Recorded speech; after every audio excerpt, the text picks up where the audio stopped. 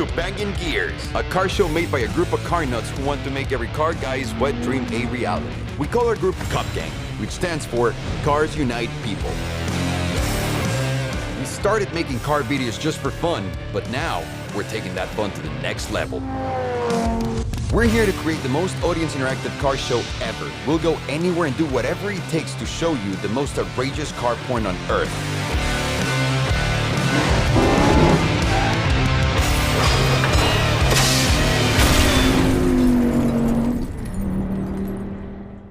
For this episode, we're gonna change it up a bit.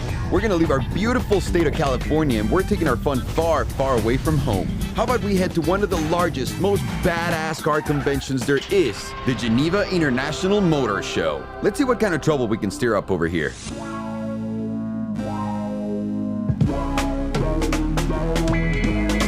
Before we hit the convention, we all met at the hotel to make a game plan for the day. But first, we had to address a special bet that we made in the last episode. Yes, I would get a lot of pleasure out of seeing Dean's pink Viper. Can we wrap your car in pink if the 918 wins? Pink it is. Yeah! But he's gonna sell the car, so you know what we're gonna do right now? Let's do this. Hey, Dean, we'll let you off the hook on your Viper bet if you just wear that all day. No, I'll wrap the Viper.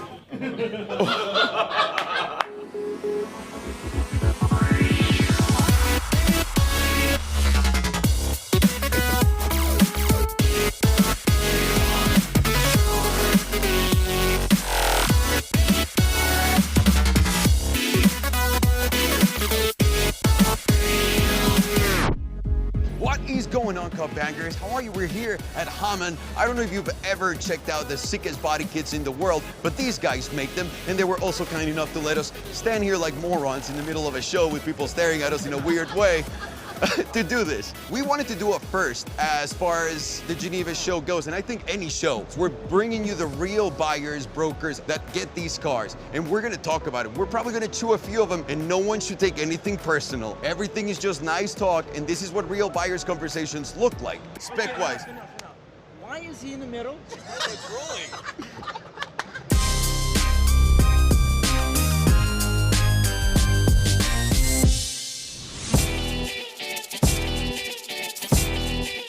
We checked out the car. We have a few people here that actually have an order for the car. Pictures, video, nothing do it justice. This is the biggest debate that we're having. You don't like the big brake light? All the way. I don't like the weight. Do you like the brake light? Fullness of time, it's gonna age well. It will. It's ahead of its time now. Give it a couple of years. This is the smartest man on the planet and a robot. So you better believe that. And we're not. Now Bugatti's becoming one of the affordable options. Yes, fairly priced. For a car with 1,500 horsepower and the level of technology and development, and they say unrestricted over 300 miles an hour. It's honestly making a great point because you're getting the best customer service in the world. 3 years of service and maintenance and warranty on the car you get with that price. They're including it? Yes. Yes. On the Veyron is 30 grand of service. 21,000 the oil change and 30 grand of service. Just the regular service. And that's once a year. The car is fairly priced in today's market when we're comparing it to other cars.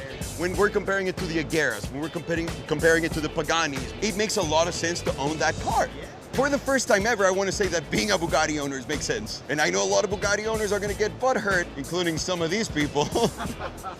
Is this a good purchase, all general? I'd say yeah. You guys? To the market, I would say it's probably you got to get in that price point. You got to be looking for that kind of horsepower and the whole value package. The Centenario is actually a very nice combination in a collaboration between Mansouri and the Huracan. We're talking about $2.5 million worth of car. Yep. Almost the same price range as the Chiron. Yes. So Gordon, what are you getting if you buy one of those Lamborghinis? And to me, it looks like you're getting the exact same drivetrain, motor, accessories, ancillaries, rolling stock, brakes, everything else. But you get 20 more horsepower. We have never seen a verifiable dyno test of any horsepower differentiation among any of these limited production Lambos. Why on earth would you buy a car that in a year is going to be worth $800,000? Realistically, I mean, I wouldn't even pay $800,000 for that. Maybe for the carbon fiber body kit, I would. Not even, because if you think about it, their margins are probably over €1 million on that car. Way more than, there's no R&D on that car. It's the same fucking thing. They didn't even give you a double clutch. They didn't No, give you it's a the double same clutch ISR transmission. single clutch transmission that's in the And they're Aventador. saying it's So- it's a carbon fiber tub, and it's like, no, the Aventador was a carbon fiber tub too. And we're staring at the Lamborghini booth, aside from all the hot girls that were there.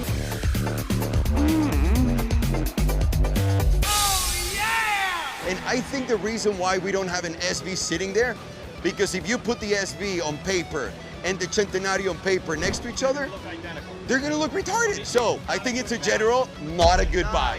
Not a good value Why do they buy. care if they're all sold out? They're not sold out. Someone here got offered one of those cars not too long ago. They're not sold out. They By can't. the way, it's marketing hype. We know manufacturers do this from time to time.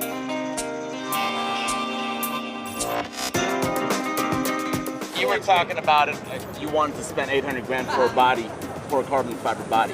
Now you could go ahead and spend that 800 grand on that Apollo that we were looking at that has a motor to go with that body. That Apollo is an insane car. And And talk that- about power to weight ratio. Boom. We're talking almost 1,000 horsepower, and the thing is what? Yeah, under 1,300 kilos wet. That's fully loaded, liquids, everything in it you need to hit the road. Imagine what that must feel like. Now, how much are we paying for one of those cars? Well, we were saying, I mean, I think you're talking 700,000, 800,000 for the new one, and then the value proposition, though, the old Apollo, which is iconic to me, 250 euros for one of those buckets. 250,000 euros. That's money I would write a check for. That's a great alternative. Even though they're a small car maker, they're not asking you for everything in the world. They're not coming in with a $2 million invoice. Which brings me to my next point, the Huayra BC. What a damn beautiful car. It is oh elegantly my built. God. Horatio is a great Horatio. designer. I think the Huayra, the yellow, The yellow one. one, the Oh, bumper. yellow and one's the gorgeous. windows. I really was impressed by that. That I was said so. that was very unique. But you know what? It seems like we're getting mixed reviews. Some people don't like it. Yes. Some people Some do. people do. The old Pagani wheel was shot, and the new one that was on that yellow car that we saw Yeah. was absolutely dope Subtle as hell. changes making for a really substantial upgrade to the look. 100%. And performance. 100%. Why on earth would you Sad. buy a Huayra BC instead of a Zonda? I mean, these Huayras are taking a massive hit in the first place because the euro is shit right now. So we're talking about proposition of value, right? Well, how are you going to justify spending $1 million more for the same Huayra with a couple wings? Why don't you just get the track pack instead? Makes more I would get the track pack instead. Makes more sense. There's what, 200 Huayras, and then there's another 40 BCs coming out, the Roadster and the Correct, Coupe. correct. It's a ton more than the Zonda. You can't compare it to the Zonda prices. They only made 137 cars, right? There's only Exactly, so 137 you can't- engines. You can't compare on the those Zonda. two. I feel like we're a little divided here in opinions, like everyone else. It's a little bit more for the showy off that want to get the BC, because you're not getting your money's worth on the engine. You're not getting your money's worth on the performance. You're not getting your money's worth on competing at any bragging level rights. whatsoever. It's bragging. It's bragging They're trying. rights. The manufacturers are They're trying. 100% trying. The manufacturers are pressing their luck on, some pretty premium prices for some cars that may not be as special as they make them out. It's a crapshoot. Yeah. It literally is a crapshoot. That's what I think. Pretty sure that's not the last name. We have to address the massive elephant in the room, Koenigsegg.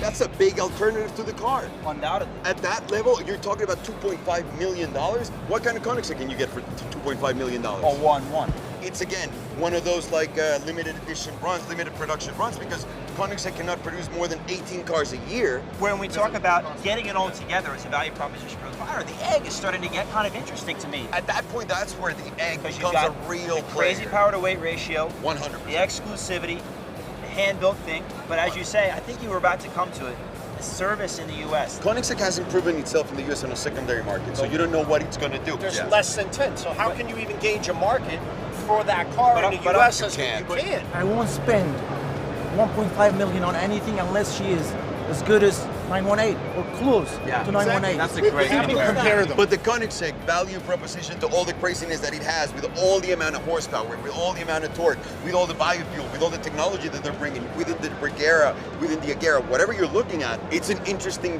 thing. It's intriguing. I'll It's a leave cool it. looking car. I'll leave it Definitely exactly. an I'll go intriguing with. car. I'm It all intrigued. depends on the price. It all depends on the price and what you're getting for the money as far as the car that you're ordering. That Ford GT, no one knows exactly what the specs are. We all are very excited about it for some reason.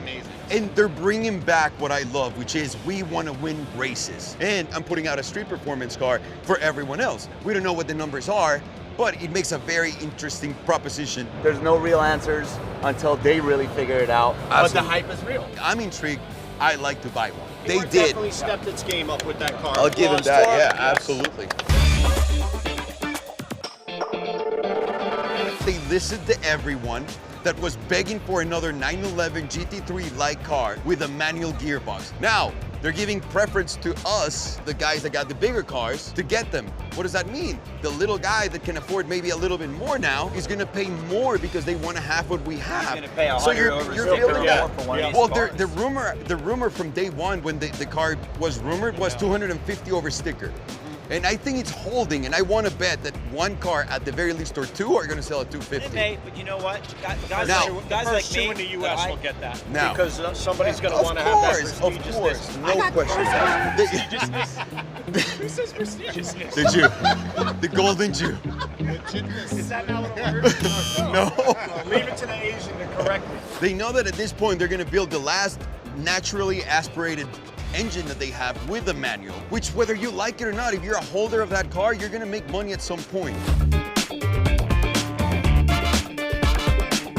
This is a harsh market that we're about to enter. We're looking at people putting up Koenigseggs, putting up Paganis, putting up Bugattis at crazy ass prices. Now more than ever, the value proposition for the dollar and what you're getting is actually a thing. Yes, it and is. I think these prices will be adjusted by next year in every manufacturer. I think by next Geneva show, I wouldn't be surprised if we see the same kind of cars down to 10. Half Absolutely. a million to a On a million $2.5 million down. car for it to be down to $2 million, or a $1.5 to be down Or there, on the side market, Yeah. we'll see these cars selling for a lot cheaper I than think what so. they normally would. This is exactly what we talk about when considering buying a car. It's super cool to see all the models and everything and get excited walking the show and getting in the car, but the reality is there's many factors and many things that people don't ever consider or take into consideration when buying these cars, when looking at these cars. So we just wanted to give you a little piece of that.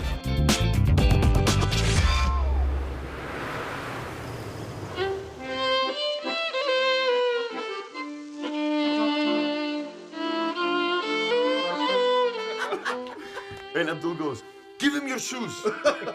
Like with this, sir, please. No, shut up. Give my friend your shoes. And the guy's like, "Why don't you come in?" I think Abdul will be fun, but I also want to, in all honesty, kind of get out of the show. I really do. I think it's getting so stale in there. Since we're here, we should try to get some of the cars, like the Zondas. And what else? Eggs? Any kind of eggs that we can get? We know Greg. Between all of us, there's some good connections. Yeah. Greg We would know be a Greg. great guy for that. I just spoke to him a couple weeks ago, and he says he's got a couple cars at Pagani. I am actually fucking dying to go to Carugati just to go to Carugati. I hear It'd be collection awesome. of cars is amazing. Let's call Greg. Let's Let me call just Greg. Call him. Let me call Doesn't Greg. hurt. Fuck it. I'll give him a shout out right now. Why not? After talking about our wives, dogs, cousins, jobs, and diets, I finally got an answer from Greg. And now I gotta break it to these guys. Told you guys. No? Go to Carugati, bitches! And we get to pick whatever we want out of the inventory. Obviously not like fucking $20 million cars, but whatever we want. No. Yeah? I swear to God. It's only $1 million. Swear to God. So million, 2 to 3. Let's go drive some fucking European cars. Welcome to Carugati, kids. One of the most epic dealerships in the world. Not a bad collection of cars in here, huh? What makes Carugati such a surreal place goes way beyond the cars. It starts with the owner, Tiziano. Tiziano and his son are the owners of the dealership. Not only do they sell cars, they also collect them and raise them at a professional level, Just these cars are incredible. which really makes Carugati's inventory one of the best in the world. I go, I don't even like cars, and this shit's giving me a hard on. They know exactly what they want, and that's how they treat their customers. With one of the most insane inventories in the world and the amazing personalities of its owners, being here is nothing less than a dream come true.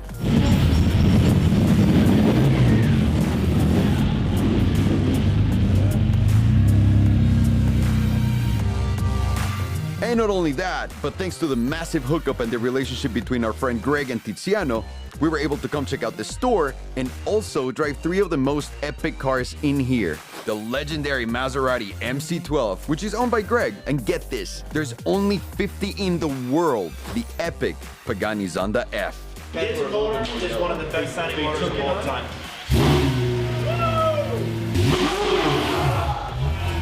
And the catalyst of the Koenigsegg brand, the Koenigsegg CCX.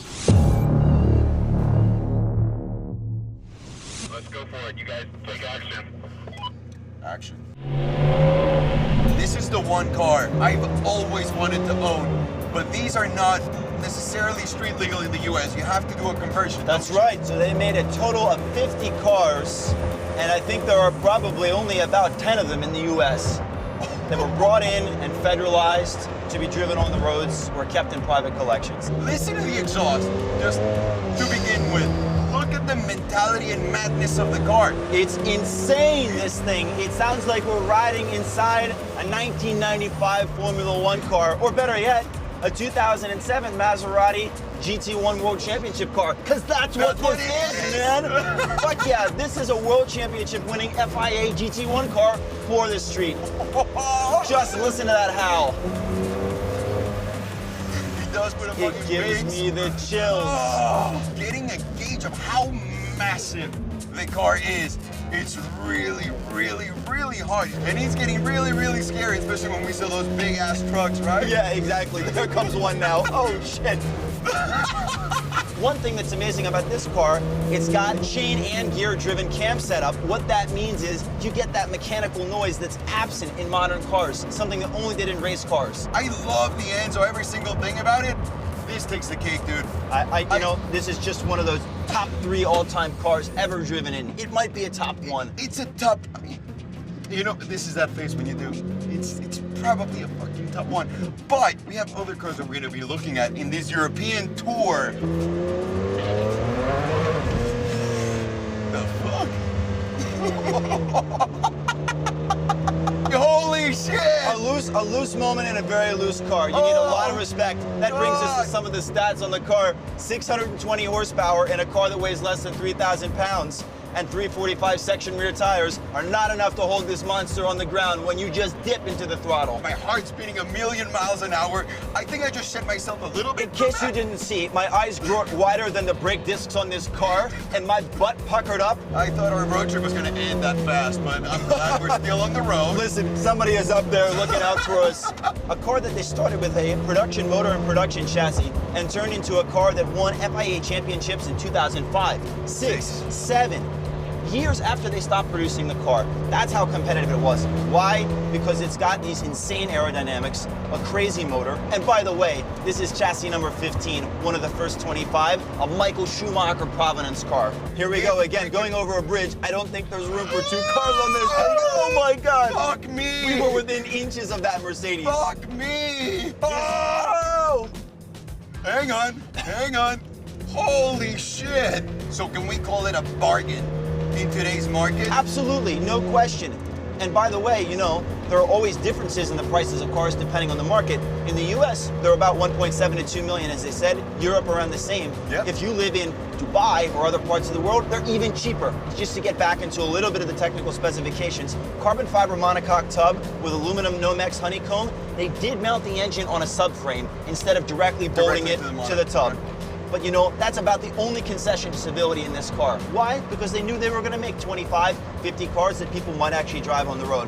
But you know what? He'd still transmit vibrations into the cockpit like a motherfucker. I feel like I'm inside a drum. It's delicious. There's a rumor flying around the Geneva Auto Show that they're gonna make another one of this. I heard that. A brand new version of this with the LaFerrari. If that's the case, I am willing to say, Maserati, fucking give your boy a call. Yeah. I will buy one immediately. Tell me how much, I'll fucking send it over. I will suck someone's I swear to God. I will suck someone's And spend a lot of penis points to get one of these babies right here. All my lifetime savings of penis points are going away for one of these. Dude, this was just out of this world. I can't say it enough.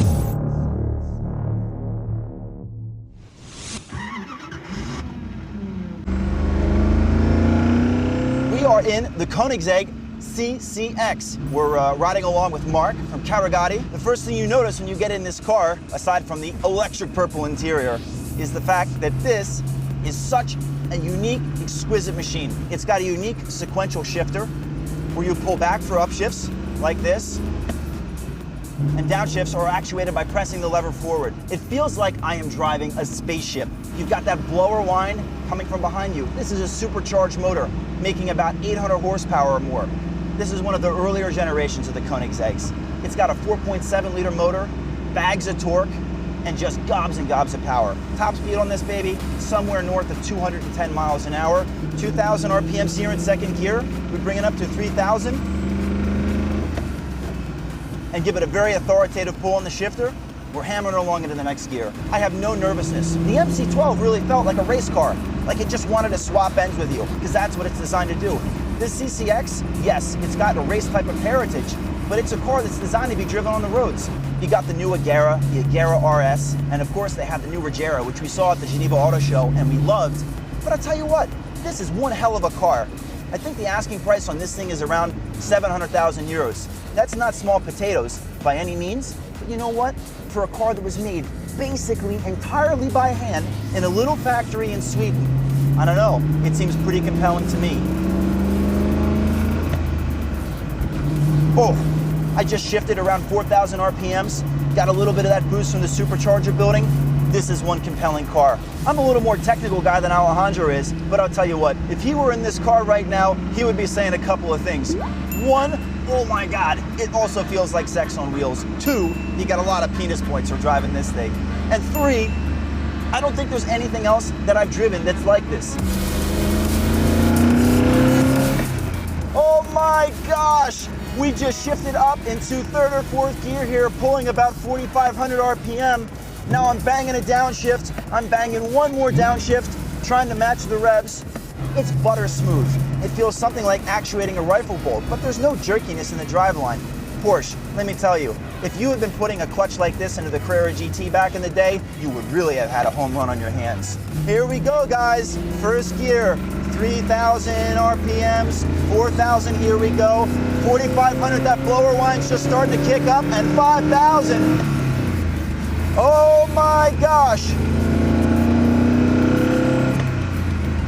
It doesn't put a chill up your spine like the MC12 does, but that's not the point. This is a car you can cruise in luxuriously, and at the same time know you can take it anytime you want to an airport runway, a drag strip event, or a place like the Autobahn, and just V-max it. Pulling away from a stoplight, guys, we're gonna check out the straight a little bit. First gear, bring it up a little more aggressively, 5,000 RPMs. Bam, that's like a muscle car banging it home. And here we go again. Third gear, fourth gear, and we're gonna hit those brakes.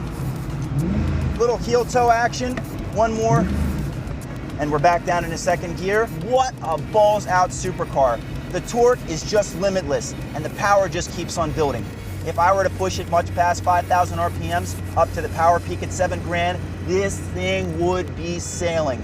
It is an absolute monster of a vehicle, and I am so lucky that Mark here with me and Alejandro and Tiziano at Carragati were able to put me in this car to give some of the driving impressions with you guys. I feel like these cars just don't get enough respect, and I'm always a champion for the underdog. So I'll tell you what, you might be surprised, but you could see a Koenigsegg in my garage sometime in the near future, and I mean it. Wow, what a car. What's going on, guys? I'm sitting now in the Zonda F. And not only any Zonda F, but the one that broke the record at the ring. It's all carbon fiber outside, inside, matching my pants. Swear to God, I did not plan that. That's absolute coincidence. This is the easiest car for anyone I've ever seen to pick up. You get in, there's nothing that anyone's gonna get in the car and be confused about. It's so simple. What are the specs of this car? 650 horsepower. 650 horses. And 1,230 kilos. So it's a dry mofo. You're making a very light car with a very sweet V12 engine that makes the most awesome noise that you can possibly get. Just that scream from the exhaust is probably what's putting these cars in those 2, 3, 4, 5 million euro range. There's one very special thing about this car specifically, and that is the power. The power, that big V12 engine and that screaming exhaust on the back. I wish it wasn't raining so that we can push this car a little bit more. Marcus told me that the car doesn't really have an invasive traction control system, which always makes me feel good when it's raining in a foreign country that I've never been before. So, you know, just easy stuff. This is the car that everyone wants right now. And the reason for that is,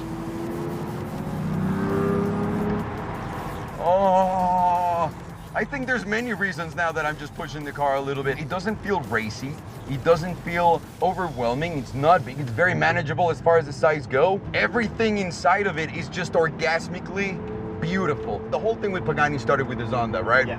The Fs were like the third generation Zonda, am I right? For being a third generation, it's got every single little kink that I can possibly come up with resolved.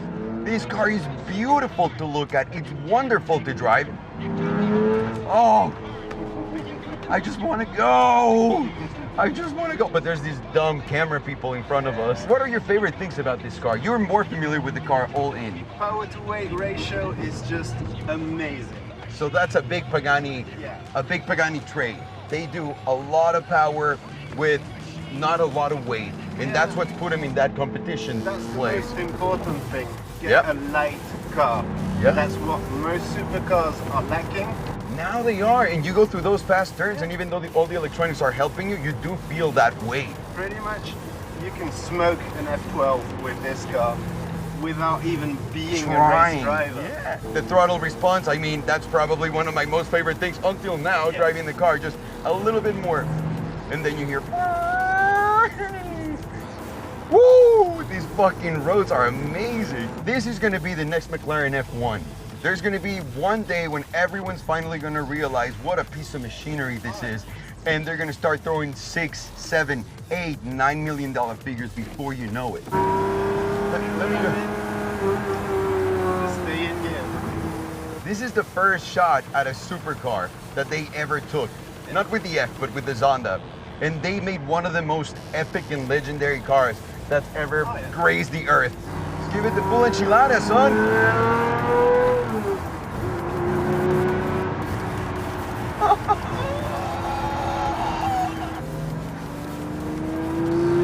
Oh, right after 3,000.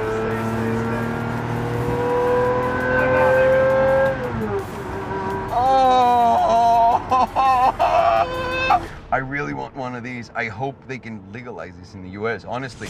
All right, Covangers, we're finally done here in Geneva with everything. We're tired, we're cold, the sun's finally coming out. My legs are giving up, I swear to God. That's why these guys are holding me. We drove some crazy cars today, thanks to Karugati and to Greg and to everyone that made this possible, because we would have never been able to do this in the What US. an experience. Yes. We walked the show. Met a ton of people from Met a different countries. billion people. Drank a lot. And now I'm ready to go back home and cry myself to sleep. I hope you guys enjoy this, and I promise next time we'll plan this better. See you guys later. Thank you so much. Take it easy.